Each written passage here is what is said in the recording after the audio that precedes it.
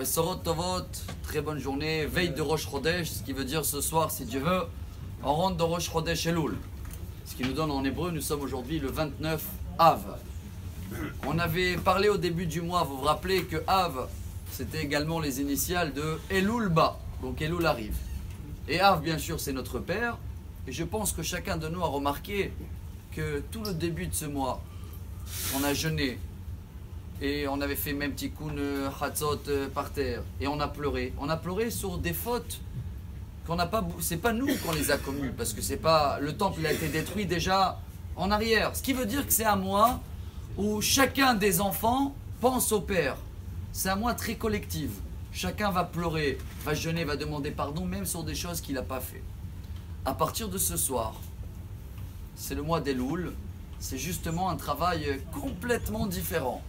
Et je précise ce point-là pour moi en premier, et chacun de nous peut le partager et penser dessus. À partir de ce soir, chacun y pense à lui. Shoftim veshotrim titel lecha bechol sha'arecha. C'est la paracha de cette semaine. S'il faut juger, s'il faut remettre en question et voir toutes les fautes, pas qu'on a fait, que j'ai fait, que moi.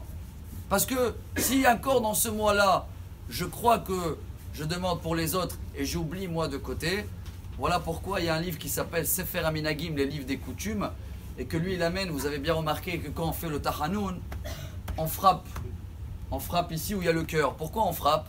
Il a dit parce que si on n'aurait pas frappé sur nous, les gens ils auraient frappé sur les autres quand ils ont dit il a volé, il a trahi, il a parlé de la Shonara. Non, non, non, c'est moi qui a parlé de la Shonara, c'est moi qui a volé. Alors même si toute l'année, on a l'habitude d'essayer de comprendre qu'on est tous dans le même bateau, comme il dit Rabbi Shimon Bar Yochai, et quand il y a un qui fait un trou dans le bateau il coule. Très bien, mais le travail d'Elul, c'est oublie le bateau maintenant. Rappelle-toi de toi-même. Chacun de nous, je pense que dans toute l'année, il y a beaucoup de choses à réparer. Si on arrive à comprendre ce message-là, que Elul, c'est quoi en hébreu? Elul?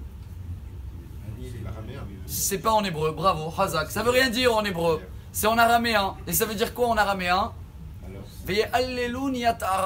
C'est le Unkelus, le Targum, sur les explorateurs. Quand ils sont partis explorer la terre d'Israël, c'est là-bas qu'il a traduit le mot touriste, Veyaturu Elul. Ce qui veut dire à partir de ce soir, chers amis, chacun de nous a commencé à fouiller, à chercher, mais s'il te plaît, c'est ce que je partage.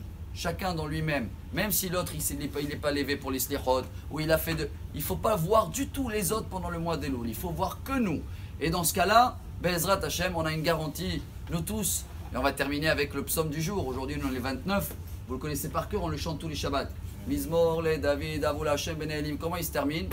Adonai roz le'amo iten. Adonai varech et amo bashalom. J'ai appris un nouveau mot en français, je partage avec vous. Rose, l'intensité, c'est ça? Akadosh Baruch Hu, il va nous donner cette force quand on s'occupe de nous-mêmes pour avoir, si Dieu veut, une très bonne fin d'année, une très belle journée. Et Be'ezrat Hashem, comme ça, une année formidable. Besorot Tovot, Amar Rabbi Elazar.